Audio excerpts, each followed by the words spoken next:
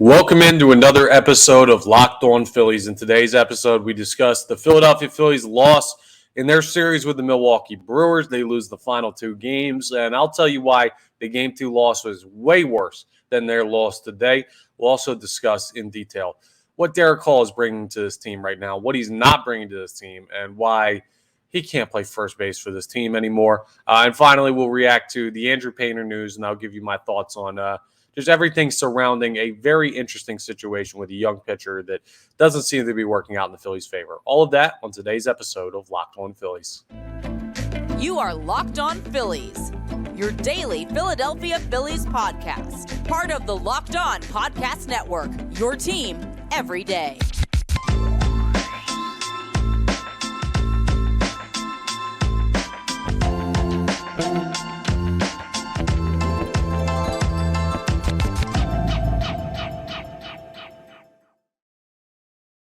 Yes, this is Locked On Phillies. I'm Connor Thomas, your host. Thank you so much for checking us out. Locked On Phillies is part of the Locked On Podcast Network, your team every day. You might know me from the radio on 97.5 The Fanatic. You might know me from television every once in a while on NBC Sports Philadelphia, but I'm here as your host of Locked On Phillies.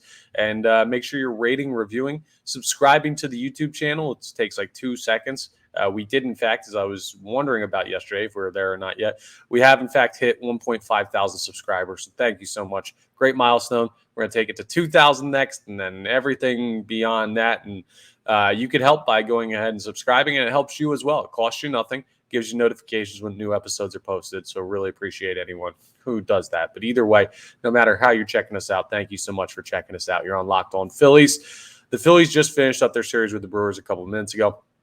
I want to jump on here quickly to go ahead and give you my thoughts for today's episode on what went wrong in this series. The Phillies lost last night in a 5-3 ball game. Today they lose 4-0. And let's start with today's game, the most recent game against Corbin Burnes. Now, I understand that getting shut out is never good, and having double-digit strikeouts in a game is not good, and all this stuff. Like, I get that. I'm not saying, the Philadelphia Phillies, fine performance today. It doesn't matter.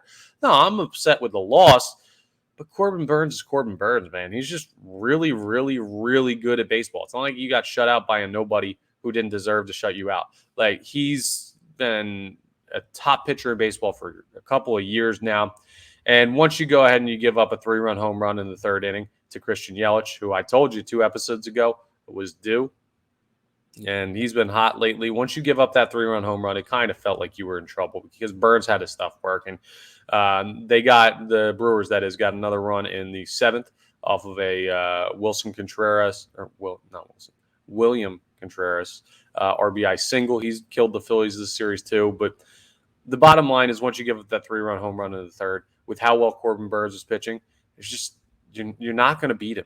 And that was my whole argument when we talked about yesterday's game. When I talked to you after the win in Game 1 of the series, I said, okay, big game in Game 2, because Game 3, you're facing Corbin Burnes, and he's nasty. He is an absolute problem, and he showed you why today. The final stat line for Corbin Burnes, who got the win in this game against Taijuan Walker, just listen to this. 8 innings pitched, 2 hits, no runs, none earned, 1 walk, 10 Ks. I mean, that's unbelievable. That's so good. Taijuan Walker, just to give you an idea of what he did as far as competition level for Corbin Burnes, 6 innings, 6 hits, 4 runs, all earned, 2 walks, 6 Ks, a home run allowed. It wasn't like a terrible start by Walker.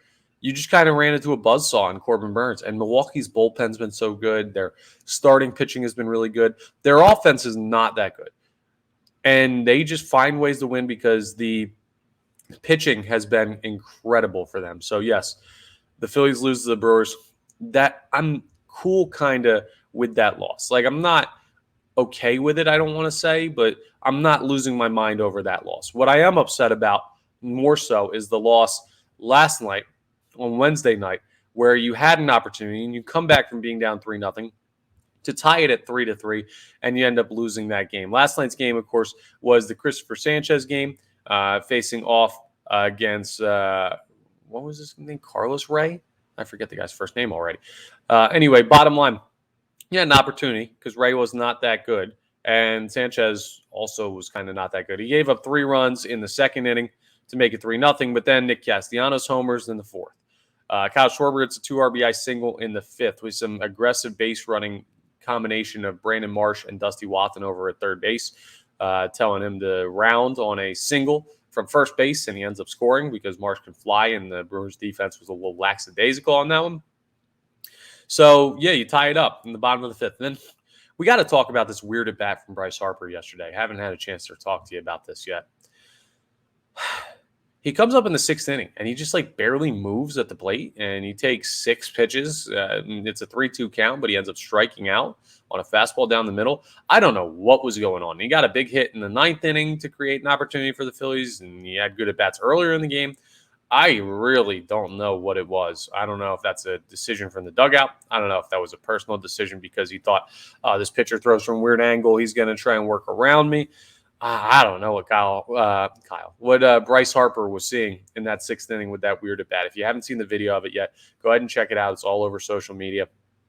Just someone said that it looked like his controller died. It really did. He was just standing there with no intention to swing the bat. That was super weird. And then the top of the 7th off of Jeff Hoffman. Matt Strom already had some trouble. Jeff Hoffman comes in. He gives up a run. Again, Contreras, we talked about how he's killed him, and then Contreras again in the top of the 9th. He was a huge hurt for the Philadelphia Phillies. The Brewers get 2 runs from the Phillies coming back and tying it, and the Phillies don't score again. And in the 9th inning, one other thing I want to talk about for Game 2 before we move on to talking about Darick Hall in a more individual sense. So you get Bryce Harper over to third base with 1 out.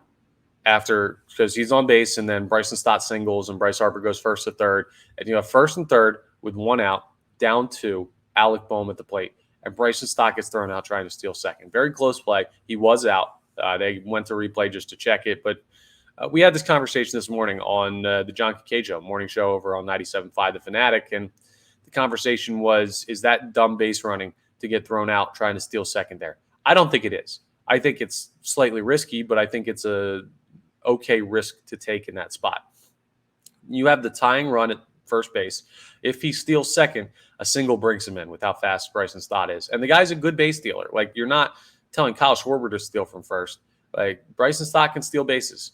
I really don't hate the decision. I know he got thrown out, and some people are like, well, if Alec Boehm hits a double, the game's tied anyway. If he hits a home run, it's a walk-off. Why are you taking it out in that situation, taking a runner off the base pass? And I just think Boehm is not a power guy. Sure, he's an RBI guy, but I don't know. It's much more likely it's a single than a double. And you get Stott over to second base, you're good to go. You also take off the double play, which if Alec Boehm hits a ball at shortstop or second base, or maybe even hard to third base, that ball game's over if Bryson Stott isn't standing on second base. So I think there was a lot to be gained by Bryson Stott stealing second base. The only issue was he was out, and it looks bad in that sense. But the Phillies are an aggressive team. They have been all year. They're going to continue to be. And I don't think that's bad baseball. I just think it's a matter of opinion as to whether or not you would do that. It just that's the difference between someone betting the table minimum in a table bet if you're playing roulette at a casino or something. So let's say the table minimum is $15. Someone bets $15. Someone bets $25. Doesn't mean the person betting $25 is dumb. It means they're slightly more risky. And you'll see. It's more money to lose, but it's an opportunity you felt like you needed to take, and it just didn't work out. But the bottom line is you just had an opportunity coming back and tying up that game. You weren't facing nearly their best pitcher on Wednesday night, and you fall apart in that game with a very winnable opportunity, and now all of a sudden you lose the series ender because Corbin Burns was a monster like we were all afraid he could be, and just like that, you lose the series. Now, the Phillies are still fine. Coming out of the All-Star break, they've gone, 4-3. Winning record out of the All-Star break. It's not ideal, but it is what it is at this point. And if you go out and you have a good series coming up against the Guardians, you're fine. We'll preview that series tomorrow's episode and talk a little bit in depth about that matchup with the Cleveland Guardians, who are a solid baseball team, but not anything you have to be really afraid of. You should be able to handle them. It's just annoying to let this series get away when you win game 1 and then you lose 2 straight at home. But it is what it is. We move on, and there's one guy that might need to move on from his position, and that's Darick Hall. We're going to talk about him more in depth as we continue today's episode of Locked On Phillies.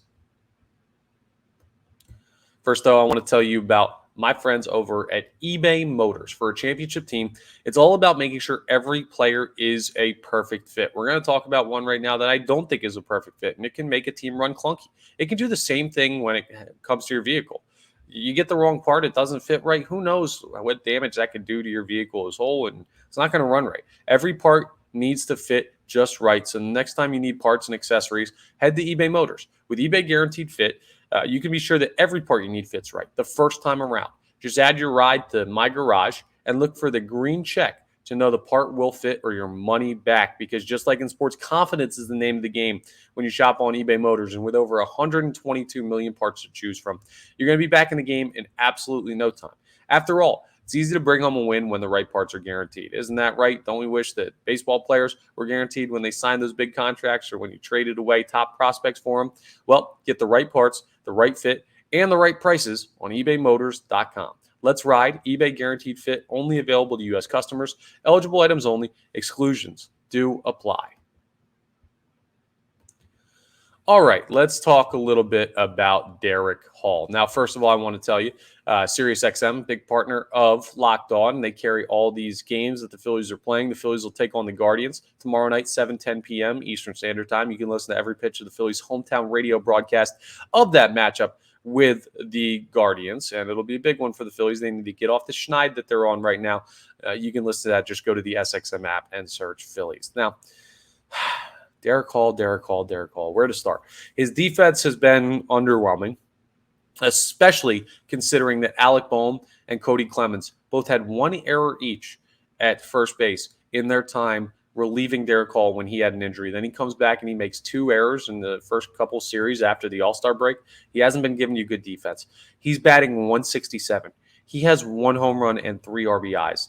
I don't know how you can justify putting this guy in the lineup anymore. And I like Darick Hall as a person. Like, I get it. I'm not trying to be mean to the kid. I'm not trying to be overly critical, but last 7 days, 13 at-bats, 1 hit, 8 strikeouts. That's just unbelievably bad. And you could say maybe he's in a bad stretch right now. You'd give the benefit of the doubt to a better player. I would, but he's not a better player. And he's not a veteran player. And he's not a guy we've seen succeed at the major league level. I don't know. And I did this whole episode on, I forget if it was Monday or what it was. Bryce Harper expected to play first base in the series against the Brewers, and then he just doesn't. And I don't know when he's going to, and hopefully it's soon. I don't know why they held off on that.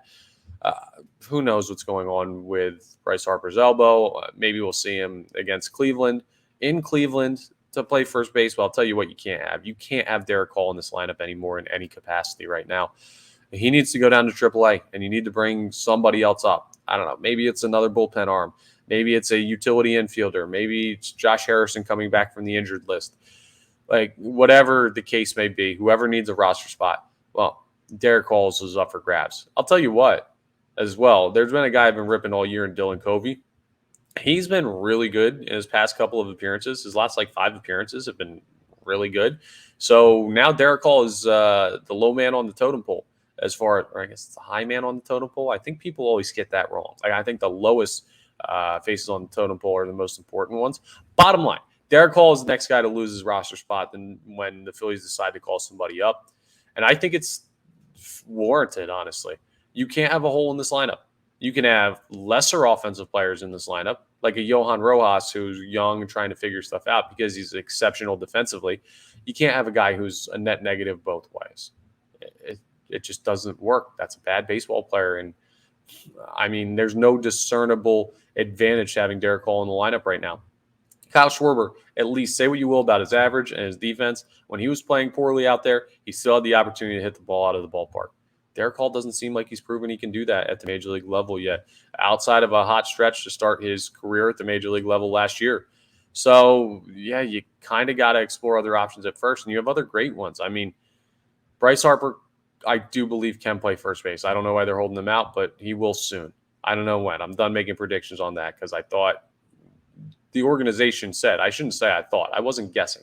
Like, they told us he was going to play first base in this series, and he didn't. So I don't know what's going on there, but soon he will be ready to play first base. Alec Bohm has been really good over at first base. You look over at third, and you could play Edmundo Sosa there. He hasn't been great as of late. Had a big error earlier on in this series over at third base that cost the Phillies a little bit.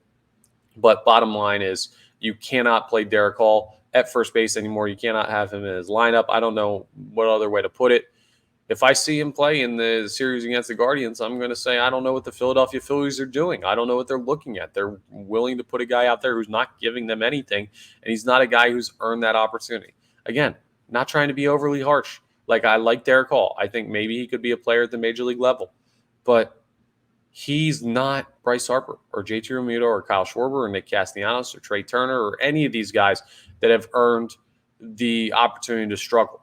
When you struggle like this, you get sent down. He's struggling. He deserves to get sent down. And you need to get somebody up here who gives you more than what Darick Hall is able to give you right now. And if he starts parking home runs down in Lehigh, you go ahead and call him back up. You bring him up in September for September call-ups. I don't know, but I'm tired of watching him strike out.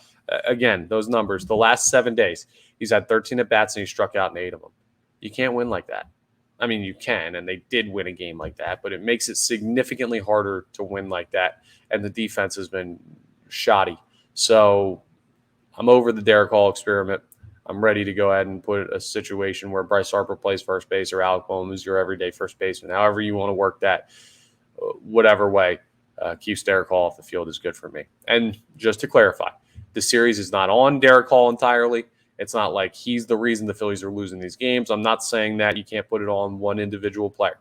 I'm just saying when there's clearly a guy not pulling his weight, you have to make changes at the organizational level. And it's time for the Philadelphia Phillies to do that. Now, they'll have an opportunity to ahead of tomorrow night's game. Again, that's a 7:10 p.m. Eastern Standard Time game.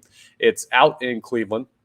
Phillies head on the road, and you can listen to every pitch of Phillies Guardians on the Philadelphia Phillies hometown radio broadcast of that game on the SiriusXM app. Just go to the SXM app and search Phillies, and you can pull that all up there. Now, as we wrap up, we got some rough news on Andrew Painter. I'll read you the exact statement from the Philadelphia Phillies Twitter account, and we'll talk about what exactly it means, because I think there's obviously negatives, but some positives as well.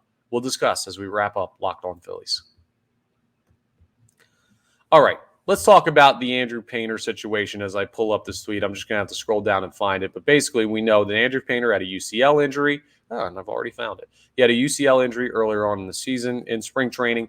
He got shut down. They tried to do rehab. They tried to work him back. He had setbacks. Everything keeps popping up. And it doesn't seem like he's getting better. And then we got this from the Philadelphia Phillies, tweeted out on a dark background, like all bad news is. Right-handed pitcher Andrew Painter has been undergoing conservative management for a right elbow partial ulnar collateral ligament, in parentheses UCL, injury since March 2nd, 2023. While he was able to return to throwing bullpens and follow-up imaging has shown interval healing in his elbow over the last few weeks, he continues to be symptomatic upon examination. Considering the timing of the season and that Painter is still experiencing symptoms, the Phillies medical staff has recommended he undergo a right elbow UCL reconstruction, a.k.a. Tommy John surgery. I added that in myself. That's not in here. But with ulnar nerve transposition surgery, which I'm not familiar with, but I'd imagine that's a normal thing that goes along with UCL injury. And then a lower paragraph says Painter has a surgical consultation with Dr. Neil Elatrache. I still don't know how to say his name. He's the guy who did Harper's. He's the best guy in the country and probably in the world at this. He has that on Monday, July 24th, 2023 in Los Angeles, California. So Monday we'll probably get an update on what the doctor has to say. Monday or Tuesday. Sometimes it takes a day or whatever. But we'll get an update on what the doc has to say on Andrew Painter. So Tommy John for Andrew Painter. And I understand why people would be mad at this, okay? I get it. You look at a guy who a lot of people said when he had this UCL injury in spring training, just get the surgery. Get it done. Don't worry about the rehab. Get it done today. He misses 2023. Then he comes back mid-2024, and he's ready to contribute. Now you missed half this season. You pushed him back to July. Now you're missing a year from July, so he's missing most of the next season. It takes 2 years for them to bounce back. I get it. This is a big-time negative when it comes to the career path of Andrew Painter. I'm not going to debate that remotely. You're absolutely right if you feel that way. It sucks to have Tommy John surgery heaped on your top pitching prospect and the top pitching prospect in all of baseball. It's not fun. The guy could have contributed, and now he's gone for who knows how long. And I do believe he'll still come back and be fine. He's going to throw hard. He's going to be okay. He's a young kid. If he misses 4 years of baseball right now, he'll debut at 24. He's 20 years old, right? 20, 21, 22, 23. Yeah, exactly. My math is right on that. It was simple math, but I'm a simple man, and that's why I can't figure it out. Bottom line is he's still young, so it's not like we're talking about, oh, the Phillies ruined the top pitching prospect. No, he's the brakes on that one. But it does suck that you're going to miss more time than you thought you needed to, and they may have been able to just do the surgery back in May.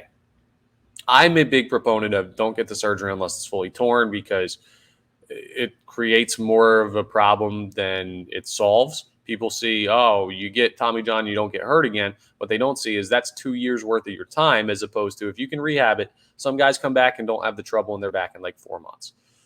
4 months to 2 years is an incredible increase in availability, so I get why they did that. Here's the other positive too, right? Because it's a total negative, the news, as far as what's going on with Andrew Painter. It sucks we're not going to see him for a while, and the legacy lives on of what can this kid be. But this tells me, the way the Phillies handled it tells me that they really think he's the real deal. Let me ask you something. If you had a 20-year-old pitcher, he was 19 at the time of this injury, so let's say you have a 19-year-old pitcher.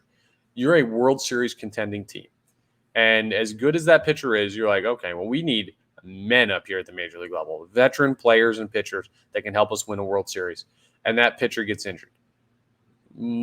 I think most of us would be saying, in a vacuum, a 19-year-old say, okay, well, I don't know, get him whatever surgery or rehab he needs. We're not counting on him for this season. We're not thinking about him at the major league level. It was already going to be a stretch to assume that he'd contribute anyway. Just, I don't know, get the rehab or get the surgery, and we'll see him in a couple years. That would be the normal thing for 19-year-olds. What the Phillies did was they drug out his rehab as much as possible, despite minor setbacks, which some people could see as negligent. The way I see it is they were desperate. They were desperate to try and get Andrew Painter to the major league level because they see how special this kid can be. And they understand how much he can contribute at 19 and 20, much less repaired elbow, 22, 23, some innings at AAA under his belt. And I know that takes more time, and I know that's not fun to hear. But I think the reason the Phillies put themselves in this position is because they think Andrew Painter is so darn valuable right now that he can make an impact on a World Series contending roster at 20 years old. And to me, that says, do not trade him. Do not move him.